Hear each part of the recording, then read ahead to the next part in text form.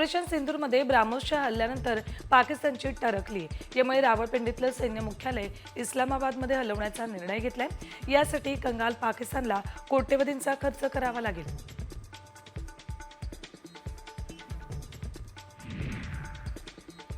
जम्मू काश्मीरमध्ये सैन्य दलानं मोठं ऑपरेशन राबवलंय। विविध भागांमध्ये लपलेल्या 6 दहशतवाद्यांचा शोध घेऊन खात्मा केलाय। भारतीय लष्करानं 2 दिवसात 6 दहशतवादी ठार केलेत। काश्मीरच्या जंगलात मोठं सर्च ऑपरेशन राबवत सैन्यानं ही विशेष कामगिरी केली। पीओके जवळच्या सालोत्री गावातील नागरिक आपल्या घरी परतलेत। सीमेपलीकडून झालेल्या गोळीबारानंतर सुरक्षेच्या काळासह ते गाव सोडून गेले होते। मात्र आता शस्त्रसंधीनंतर दहशतमुक्त वातावरणात मोकळा श्वास ते घेत आहेत। भारत आणि पाकिस्तानमधील तणावावरून रशियाचे परराष्ट्र मंत्री सर्गेई लाव्हरोव्ह यांनी पाश्चात्य देशांवर गंभीर आरोप केलेत।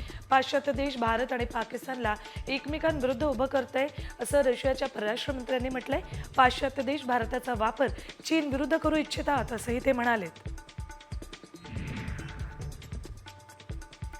बीएल आणि भारतीय लष्कराच्या हवाई संरक्षण विभागानं IDDIS काउंटर ड्रोन सिस्टीमसाठी करारावर स्वाक्षरी केली आहे। DRDO आणि बीएल यांनी स्वदेशी पद्धतीने विकसित केलेला हा प्रकल्प मेक इन इंडिया उपक्रमाला बळकटी देण्यासाठी एक मैलाचा दगड आहे।